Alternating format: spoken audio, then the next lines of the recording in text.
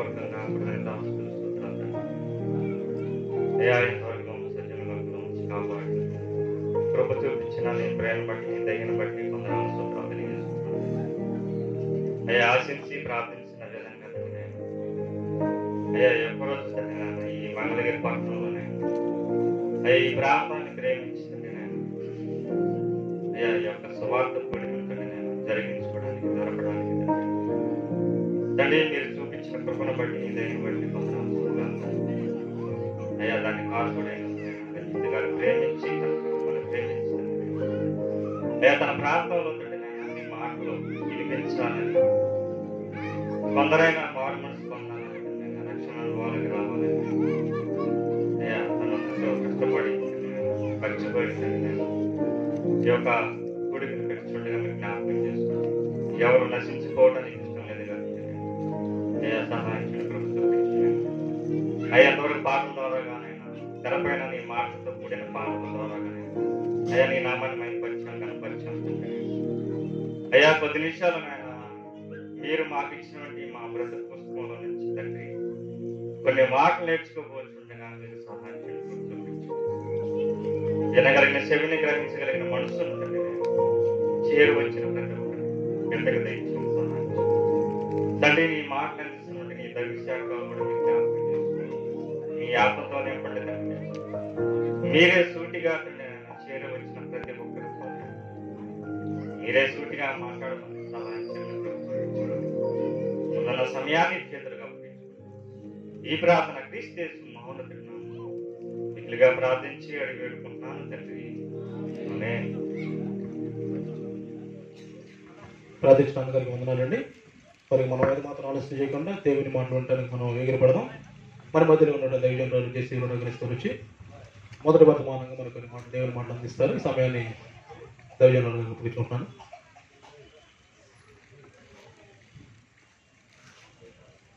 దేవుని నామానికి స్తోత్రాలు. కూడిన దైవజనులకి మరి కూడిన మీ అందరికి కూడా ప్రభువుని యేసునామమున వందనాలు తెలియజేసుకుంటున్నాను. వాక్యంలోకి వెళ్దాం. మత్తయి సువార్త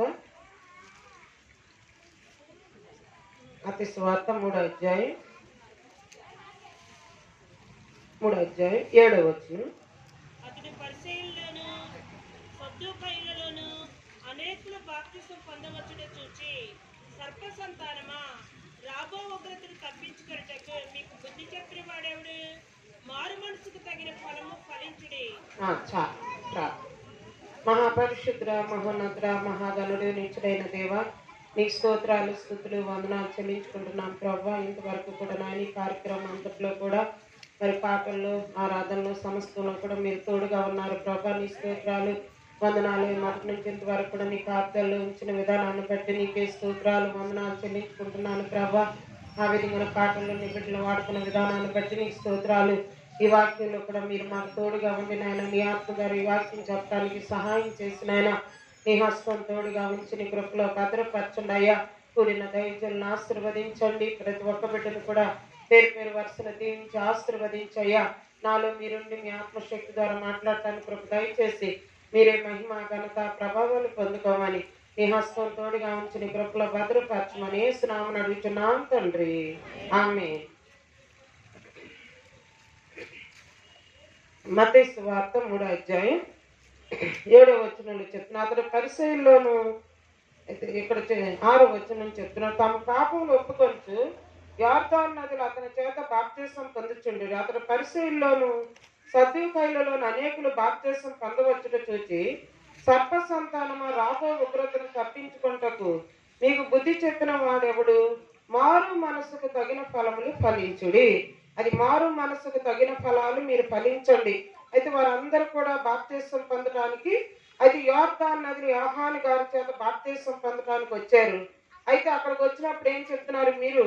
అయితే ఒక పాపాలు ఒప్పుకొనుచు యోర్దాను నదిని అతని చేత బాప్తిసం పొందుచుండిరి. అతడు పరిసయ్యుల్లోను సద్దూకయ్యులు అనేకులు బాప్తిసం పొందవచ్చును చూచి సర్ప సంతానం రాబో ఉగ్రతను తప్పించుకొనుటకు మీకు బుద్ధి చెప్పిన వాడు మారు మనసుకు తగిన ఫలాలు ఫలించండి. అది మారు మనసుకు తగిన ఫలాలు మీరు ఫలించండి అని ఇక్కడ చెప్తున్నాడు. కనుక మనం మారు మనసు పొంది బాప్తిసం పొంది అయితే దేవునిలో జీవించే మనం అయితే మారు మనసు కలిగిన మనం దానికి తగిన ఫలాలు ఫలించమని అన్ని విషయాల్లో కూడా క్రీస్తు పత్రికలుగా మనం మార్చబడి క్రీస్తు వలె మనం మార్చబడాలి. ఎందుకంటే నేను అపోస్తలుడైన పౌలు గారు చెప్తే నేను క్రీస్తుని పోలి నడుచుకుంటున్నాను కనుక మీరు నన్ను పోలి నడుచుకొనుడి. అయితే మనం ఎట్లా దేవుని పోలి నడుచుకునే వారుగా ఉండాలి. అయితే అన్ని ప్రవర్తనలో కూడా సమస్త ప్రవర్తన యందు పరిశుద్ధులుగా ఉండాలి. అది మారు మనసుకు తగిన ఫలాలంటే మనం మారు మనసు పొంది బాప్తిసం పొంది మనం దేవుని కొరకు జీవించే వారుగా ఉన్నాం, దేవుని సన్నిధికి వెళ్తున్నాము. అయితే మనం ఏ విధంగా దేవుని కొరకు బ్రతుకుతున్నాము, అటువంటి ఫలాలు మనం ఫలించామా, మన హృదయంలో అపవిత్రత అంతా తీసివేసుకున్నాం, మనలో ఉన్న అవిధేయత అంతా తొలగించుకుని అయితే విధేయత కలిగి మనం దేవుని సంధిలో జీవించి పవిత్రత కలిగి పవిత్రమైన పదవులతో మనం దేవుని సంధిలో ప్రార్థన చేయాలి. అయితే పరిపూర్ణమైన మార్పు కలిగి ఉండాలి. మనం దేవుని సన్నిధికి వెళ్ళినోడు ఒక రకంగా ఉండటం కాదు, కానీ అయితే దేవుని సన్నిధికి వెళ్ళే మనం పరిపూర్ణమైన మార్పు కలిగి పరిశుద్ధత కలిగి మనం దేవుని సంధిలో జీవించే వారుగా ఉంటే అప్పుడు అనేక మందికి మనం మాదిరికరంగా జీవిస్తాము. అది అనేక మందికి మనం మాదిరికరమైన జీవితం అన్యులు కానీ లోకంలో ఉన్న వాళ్ళందరూ కూడా మనం మాదిరిగా జీవించాలంటే మనం దేవుని సన్నిధికి వెళ్ళాలి. మాదిరికరమైన జీవితాన్ని కలిగి మారు మనసుకు తగిన ఫలాలు మనం ఫలించాలి. అయితే క్రీస్తు పత్రికలుగా మనం మార్చబడాలి. ఇక్కడ చెప్తున్నాడు చూడండి, 2 కొరింథీయులకు రాసిన పత్రిక 2 కొరింథీ 3వ అధ్యాయం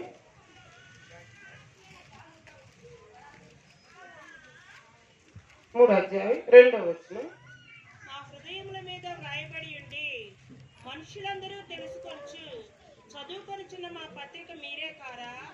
రాతి పలక మీద గాని సిరాతో గాని వ్రాయబడక మెత్తని హృదయములు అను పలకల మీద జీవము గల దేవుని ఆత్మతో మా పరిచర్య మూలముగా వ్రాయబడిన క్రీస్తు పత్రికే ఉన్నారని మీరు పేదపరచబడుచున్నారు. చాలా 3వ అధ్యాయం 2 కొరింథీయులకు రాసిన పత్రిక 3వ అధ్యాయం 2వ వచనంలో చెప్తున్నారు, మా హృదయం మీద వ్రాయబడి ఉండి మనుషులందరూ తెలుసుకొని చదువుకొనుచున్న మా పత్రికలు మీరే కారా? రాతి పలక మీద కానీ సిరాతో కానీ వ్రాయబడక మెత్తని హృదయంలోని పలక మీద జీవము గల దేవుని ఆత్మతో మా పరిచర్య మూలంగా వ్రాయబడిన క్రీస్తు పత్రిక ఉన్నారని మీరు తేటపరచబడుచున్నారు. అది క్రీస్తు పత్రిక అంటే అందరూ చదువుకొనుచున్న పత్రిక వల్లంటే అందరూ చూసినప్పుడు వీరు దేవుని బిడ్డలు, దేవుని కొరకు జీవించేవారుగా ఉన్నారు, దేవుని చిత్తాన్ని అనుసరించేవారుగా ఉన్నారని అయితే మనల్ని చదివినప్పుడు దేవుడు మనలో కనబడాలి.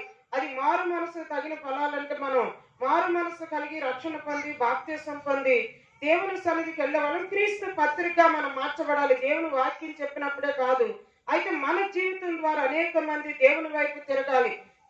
దేవునిలో ఉన్నవారు వీళ్ళు దేవుని కొరకు బ్రతుకుతున్నారు అని అనేక మంది దేవుని వైపు తిరిగేవారుగా మన హృదయం పరిశుద్ధంగా పవిత్రత కలిగి ఎప్పుడైతే మనం జీవించేవారుగా ఉంటామో అప్పుడు మాదిరికరమైన జీవితం కలిగి మనం జీవిస్తాం. ఎందుకంటే క్రీస్తు మనకు మాదిరి అన్న ప్రకారం మీరు కూడా మాదిరిగా ఉండండి.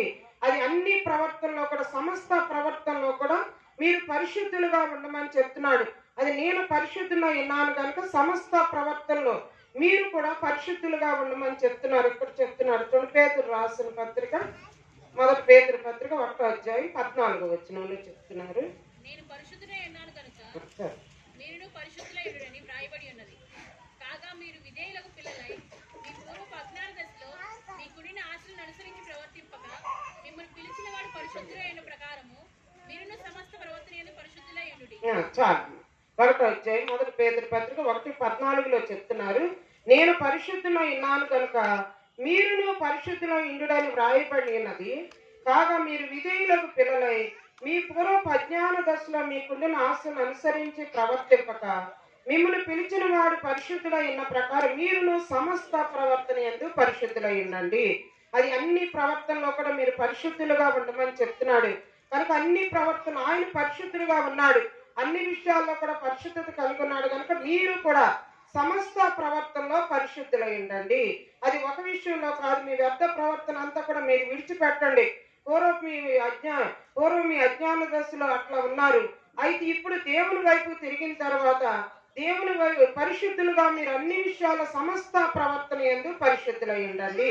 అది మిమ్మల్ని పిలిచిన వాడు పరిశుద్ధులై ఉన్న ప్రకారము మీరు సమస్త ప్రవర్తనలో పరిశుద్ధులుగా ఉండమని చెప్తున్నారు. కనుక అన్ని ప్రవర్తనలో కూడా మనం పరిశుద్ధులుగా ఉంటే అప్పుడు మాత్రమే మనం దేవుని రాజ్యంలోకి మనం వెళ్ళగలం.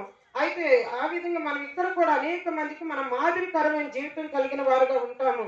అయితే మనం ఏం చేస్తున్నాం, మీ హృదయం దేవుని ఆలయం అయి ఉన్నది కనుక మన హృదయం దేవుని ఆలయంగా ఉంది కనుక అయితే మన హృదయాన్ని దేవుని కొరకు కాకుండా వ్యర్థమైన వాటి కోసం, మన హృదయంలో ఉన్న అపవిత్రమైన వాటి కోసం కాదు, కానీ అయితే లోపల నుండి వచ్చే అపవిత్రత అంతా కూడా మనం తొలగించుకుని పవిత్రత కలిగి మనం పరిశుద్ధత కలిగి మనం ఎప్పుడైతే దేవుని సంధిలో జీవిస్తామో అప్పుడు మనం అన్ని విషయాల్లో పరిశుద్ధులుగా మార్చబడతాము.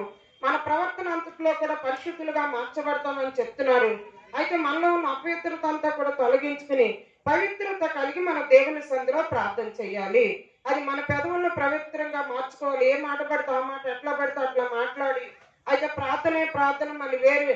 అయితే మాటలుగా కాదు, కానీ అయితే నోటితో ఒక నోటితోనే రెండు రకాల మాటలు మాట్లాడి ఆ నోటితోనే బూతులు మాట్లాడి మళ్ళీ ఆ నోటితోనే ప్రార్థన చేసి ఆ నోటితోనే దోషణ మాటలు మాట్లాడి మళ్ళీ ఆ నోటితోనే దేవుని సన్నిధిలో ప్రార్థన చేసి బిడ్డల నిమిత్తం కానీ ఎవరి గురించైనా ఏదో ఒకటి మాట్లాడి మరలా ఆ నోటితోనే మన అపవిత్రమైన నోటితోనే మరలా దేవుని సన్నిధిలో మనం ప్రార్థన చేసేవారుగా కాకుండా మన మాట పవిత్రత కలిగి అది అన్ని విషయాల్లో కూడా మన ప్రవర్తన మన నోటిని జాగ్రత్త చేసుకుని ప్రతి విషయంలో కూడా పవిత్రమైన ప్రవర్తన కలిగి మన దేవుని సన్నిధిలో జీవించాలి.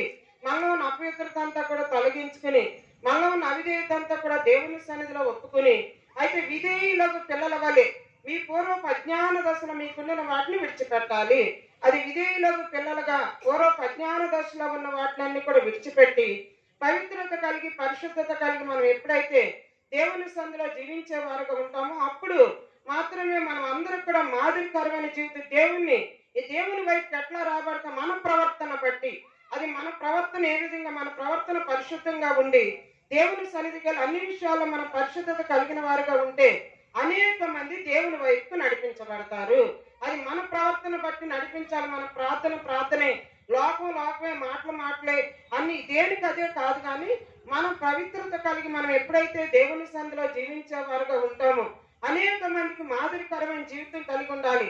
ఎందుకంటే వీళ్ళందరూ కూడా ఎట్లా ఉన్నారంటే మాదిరికరమైన జీవితం కలిగిన వారుగా ఉన్నారని ఇక్కడ చెప్తున్నాడు. చూడండి, దశలోనికైలకు రాసిన పత్రిక మొదటి పత్రిక 1వ అధ్యాయం 4వ వచనం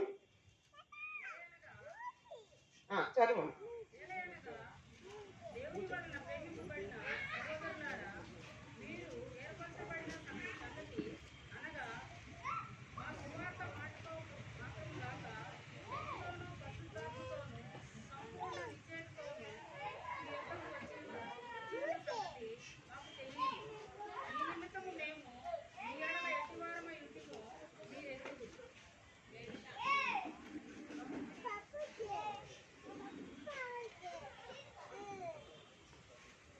మొదటి దశలోనికైలకు రాసిన పత్రిక 1వ అధ్యాయం 4వ వచనంలో చెప్తున్నారు, ఏలైనగా దేవుని వలన ప్రేమింపబడిన సహోదరులారా, మీరు ఏర్పరచబడిన సంగతి అనగా మా సువార్త మాటతో మాత్రము కాక శక్తితోనూ పరిశుద్ధాత్మతోనూ సంపూర్ణ నిశ్చయితతోనూ మీ యొద్దకు వచ్చి ఉన్న సంగతి మాకు తెలియను.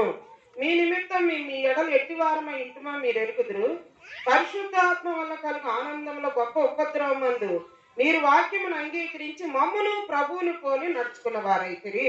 అది మమ్మును ప్రభువును పోలి నడుచుకున్న వారుగా ఉన్నారు. ఎట్లా ఉన్నారు వీళ్ళు? దేవుని చేత ప్రేమింపబడిన సహోదరులారా. అది దేవుని చేత ప్రేమించబడే వారు దేవుని ప్రేమించే వారుగా ఉన్నారు. దేవుడు వాళ్ళని ప్రేమిస్తున్నాడు అంటున్నా, నన్ను ప్రేమించే వారిని నేను ప్రేమించుతున్నాను. దేవుని చేత ప్రేమింపబడిన సహోదరులారా, మీరు ఏర్పడబడిన సంగతి అనగా మా స్వార్థ మాటతో మాత్రం కాక శక్తితోనూ పరిశుద్ధాత్మతోనూ సంపూర్ణ నిశ్చయితతో మీ యొద్దకు వచ్చిన సంగతి మాకు తెలియను. మీ నిమిత్తం మేము మీ ఎడలు ఎట్టివారమై ఇంటిమా మీరు ఎరుగుదురు. పరిశుద్ధాత్మ వల్ల కలుగు ఆనందంలో గొప్ప ఉపద్రవమందు మీరు వాక్యమును అంగీకరించి మమ్మును ప్రభువును పోలి నడుచుకున్న వారైతిరి.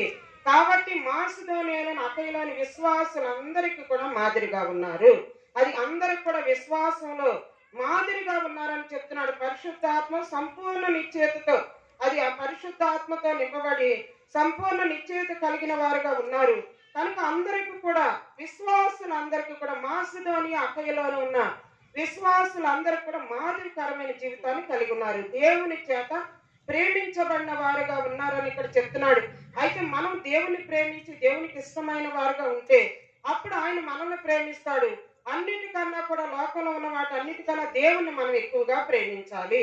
అది ఆయన ప్రేమ స్వరూపి కనుక మనం ఆయన్నే ప్రేమించే వారుగా ఉండాలి. లోకంలో దేన్ని ప్రేమించినా సరే అది వ్యర్థమే. కానీ ఎప్పుడైతే మనం అన్నిటికన్నా దేవుణ్ణి ఎక్కువగా ప్రేమిస్తామో మనల్ని కూడా ఆయన ప్రేమిస్తాడు. ఎందుకంటే నన్ను ప్రేమించే వారిని నేను ప్రేమించుతున్నాను, నన్ను జాగ్రత్తగా వెతుకువారు నన్ను కనుగొంటారంటున్నాడు.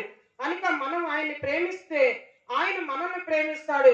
ప్రతి విషయంలో కూడా మనకు ఆయన తోడుగా ఉంటాడు. వీళ్ళు ఎట్లా ఉన్నారన్నాడు, మమ్మును ప్రభువుని పోలి నడుచుకున్న వారైతిరి. ఆయన్ని ప్రభువుని పోలి నడుచుకున్న వారుగా ఉన్నారు. మాసిదోనియాలోని అఖయిలోని విశ్వాసులందరికి కూడా మీరు మాదిరిగా ఉన్నారని ఇక్కడ చెప్తున్నాడు. అయితే వీళ్ళు ఎట్లా ఉన్నారంట, విగ్రహాలను విడిచిపెట్టి జీవము గల దేవుని వైపు తిరిగారు. మీరు ఏ విధంగా తిరిగారు, ఎన్ని ఉపద్రవాలు వచ్చినా ఏవొచ్చినా సరే క్రీస్తు కొరకు మీరు స్థిరంగా నిలబడ్డారని చెప్తున్నాడు. కనుక మనం కూడా స్థిరమైన మనసు కలిగి అటు ఇటు మనసు కాకుండా ఏక మనసు కలిగి మనం దేవుని సందులో జీవించే వారుగా ఉంటే, ఏక మనసు కలిగి ఉంటే అనేక మందిని మనం దేవుని వైపుకు నడిపించే వారుగా ఉంటాము. మరి ముఖ్యంగా దేవుణ్ణి మనం ఎక్కువగా ప్రేమించే వారుగా ఉంటే ఆయన కూడా మనల్ని ప్రేమిస్తానని చెప్తున్నాడు. కనుక మనల్ని ఆయన ప్రేమించే వారిని ఆయన ప్రేమిస్తానంటున్నాడు. ఆయన ప్రేమించడం అంటే ఏదో కాసేపు ప్రార్థన చేయటం అని కాదు. కానీ అయితే ప్రవర్తన విషయంలో మన ప్రతి ప్రవర్తన విషయంలో కూడా మనం జాగ్రత్తగా చూసుకోవాలి. అది మన ప్రవర్తన ఎప్పుడైతే మనం అన్ని విషయాల్లో కూడా జాగ్రత్త కలిగిన వారుగా ఉంటామో అప్పుడే మనం దేవుణ్ణి ప్రేమించినట్టు. అయితే మన ఇష్టానుసారంగా నడుచుకుని మనం ప్రార్థనకు వెళ్తున్నాము వస్తున్నాము అని చెప్పి అట్లా వస్తే ప్రేమించినట్టు కాదు. కానీ అయితే దేవుళ్ళలోకి వచ్చిన మనం అన్ని విషయాల్లో కూడా మార్పు కలిగిన వారుగా ఉండాలి. అది ప్రతి విషయంలో కూడా లోపల నుండి వచ్చే ప్రతి విగ్రహారాధన, వ్యభిచారం, లోపాలు ఇవన్నీ కూడా తొలగించుకోవాలి. అయితే అపవిత్రములైన ముసలం ముచ్చట్లు విసర్జించి దేవభక్తి విషయంలో నీకు నీవే సాధకం చేసుకును. ఇక్కడ చెప్తున్నాడు చూడండి, 1 తిమోతికి రాసిన పత్రిక 4వ అధ్యాయం 7వ వచనంలో. 1 తిమోతి 4:7. అపవిత్రములైన ముసలము ముచ్చట్లను విసర్జించి దేవభక్తి విషయంలో నీకు నీవే సాధకము చేసుకొనుము. శరీర సంబంధమైన సాధకము కొంచెం మట్టుకే ప్రయోజనకరమవును గాని దైవభక్తి ఇప్పటి జీవము విషయంలోను రాబోవు జీవము విషయంలోను వాగ్దానముతో కూడినదైనందున అది అన్ని విషయములలో ప్రయోజనకరమవును. చాలు 1 తిమోతికి రాసిన పత్రిక 4వ అధ్యాయం 7వ వచనంలో చెప్తున్నారు, అపవిత్రములైన ముసలం ముచ్చట్లను విసర్జించి దేవభక్తి విషయంలో నీకు నీవే సాధకము చేసుకును. అది అపవిత్రములైన ముసలం ముచ్చట్లని విసర్జించి దేవుని భక్తి విషయంలో నీకు నీవే సాధకం చేస్తూ శరీర సంబంధమైన సాధకం కొంచెం మట్టుకే ప్రయోజనకరము. అది లోక సంబంధం ఉన్న సాధకం కొంచెం మట్టుకే ప్రయోజనకరం. కానీ దైవభక్తి ఇప్పటి జీవి విషయంలో రాబో జీవి విషయంలో కూడా వాగ్దానాలతో కూడినది అన్ని విషయాల్లో కూడా ప్రయోజనకరము. అది దేవుని భక్తి అన్ని విషయాల్లో కూడా ప్రయోజనకరం అని ఇక్కడ చెప్తున్నాడు. కనుక అపవిత్రములైన ముసలం ముచ్చలను విసర్జించి దేవభక్తి విషయంలో మనకు మనమే సాధకం చేసుకోవాలి. అది ముసలం ముచ్చట్లన్నీ కూడా మనలో తొలగించుకుని దేవుని భక్తి విషయంలో ఎవరికి వారే సాధకం చేస్తారు. ఒకరికొకరు చెప్పడం కాదు. కానీ ఆ వ్యర్థమైన మాటలన్నీ కూడా విడిచిపెట్టి మనం ఎప్పుడైతే దేవుని కొరకు జీవించి దేవుని గురించి మాట్లాడుతామో, అయితే దేవుని గురించి ఎక్కడైతే మాట్లాడతాం వారి దగ్గర ఆయన ఉంటానని చెప్తున్నాడు. యెహోవా యందు భయభక్తులు గలవారు ఒకరితో ఒకరు మాట్లాడుకొని చోటుకు యెహోవా చెవియొగ్గి ఆలకించను. మనం ఆయన దేని గురించి మనం మాట్లాడుతున్న వ్యర్థమైన వాటి గురించి మాట్లాడితే ఆయన అంటాడు. కానీ ఆయన యందు భయభక్తులు గలవారు ఎవరైతే ఉన్నారో వారు దేవుని మాట్లాడుకుంటుంటే యెహోవా చెవియొగ్గి ఆలకిస్తానని చెప్తున్నాడు. ఇక్కడ చెప్తున్నాడు చూడండి, మలాకి గ్రంథం 3వ అధ్యాయం 16వ వచనంలో, యెహోవా యందు భయభక్తులు గలవారు ఒకరితో ఒకరు మాట్లాడుకొనుచుండగా యెహోవా చెవియొగ్గి ఆలకించెను. మరియు యెహోవా యందు భయభక్తులు కలిగి ఆయన నామమును స్మరించి ఉండు వారికి జ్ఞాపకార్థముగా ఒక గ్రంథము ఆయన సముఖమునందు వ్రాయబడింది. చాలండి. 3వ అధ్యాయం మలాకి గ్రంథం 3:16. అప్పుడు యెహోవా యందు భయభక్తులు గలవారు ఒకరితో ఒకరు మాట్లాడుకొనుచుండగా యెహోవా చెవియొగ్గి ఆలకించెను. మరియు యెహోవా యందు భయభక్తులు కలిగి ఆయన నామము స్మరించుతూ ఉండి వారికి జ్ఞాపకార్థంగా గ్రంథం ఆయన సముఖమునందు వ్రాయబడి ఉండెను. అది ఎవరైతే యెహోవా యందు అపవిత్రములైన ముసలం ముచ్చట్ల దగ్గర అయితే ఆయన ఉండడు. కానీ యెహోవా యందు భయభక్తులు గలవారు ఒకరితో ఒకరు మాట్లాడుకొనుచుండగా ఆయన చెవియొగ్గి ఆలకిస్తానంటున్నాడు. కనుక మనం దేవుని మాటలు మాట్లాడే వారుగా, దేవునికి ఇష్టమైన జీవితం కలిగిన వారుగా ఎప్పుడైతే ఉంటామో ఆయన చెవి ఎక్కి మన మాటలు ఆలకిస్తాడు. అది మన మాటలు ఆలకించినప్పుడు లోక సంబంధమైన మాటలు, లోకానుసారమైన జీవితం, వ్యర్థమైన మాటలు ఇవన్నీ కాకుండా ఎప్పుడైతే మనం దేవుని గురించి మాట్లాడేవారుగా ఉంటాం ఆయన చెవి ఎక్కి ఆలకిస్తాడు. ఆయన గ్రంథంలో అది వ్రాస్తానని ఇక్కడ చెప్తున్నాడు. కనుక మన పేరు జీవ గ్రంథంలో వ్రాయబడకపోతే అయితే దేవుని సన్నిధిలో మనం దేవుని రాజ్యాన్ని మనం స్వతంత్రించుకొని ఎవరి పేరైనను జీవ గ్రంథం మందు వ్రాయబడినట్టు కనబడిన వాడు అగ్నిగుండంలో పడవేయబడును. కనుక ఎవరి పేరైనా జీవ గ్రంథంలో వ్రాయబడకపోతే వారు అగ్నిగుండంలో పడవేయబడతారంటున్నాడు. ఎప్పుడైతే మనం దేవుని కొరకు జీవించి దేవునికి ఇష్టమైన జీవితాన్ని కలిగి దేవుని గురించి మాట్లాడేవారుగా, దేవుణ్ణి ప్రేమించేవారుగా మనం ఎప్పుడైతే ఉంటామో, ఇక్కడ దేవుని ప్రేమించేవారుగా ఉంటూ యుగ యుగాలు దేవునితో ఉంటాము. అది ఇక్కడ దేవుని ప్రేమించలేని వారుగా ఉంటే ఎక్కడ సమస్యలతో ఉంటాం మనం. రేపు దేవుని రాజ్యాన్ని మనం ఎంత మాత్రం కూడా స్వతంత్రించుకోలేమని చెప్తున్నాడు. అయితే సమస్యలైనా, బాధలైనా, ఇరుకులైన, ఇబ్బందులైన ఏదైనా సరే దేవుని సందులో మనం ప్రార్థన చేసినప్పుడు యెహోవాకు అసాధ్యమైనది ఏది లేదు. సమస్తం కూడా ఆయన సాధ్యమే కనుక ఆయన అన్ని విషయాల్లో కూడా మనకు తోడుగా ఉంటారు. ఆయన ఆ విధంగా మనం పరిపూర్ణత కలిగి దేవుని సందులో జీవించేవారుగా, మారు మనసుకు తగిన ఫలాలు మనం ఫలించి అనేక మందికి మాదిరికరమైన జీవితం కలిగి ఆయన మనకు మాదిరిగా ఉన్న ప్రకారం మనం కూడా మాదిరికరమైన జీవితాన్ని కలిగి మరి దేవుని సందులో జీవించేవారుగా ఉందాం. చిన్న వాక్యం దేవుడు దీవించును గాక. ఆమేన్. హల్లెలూయా.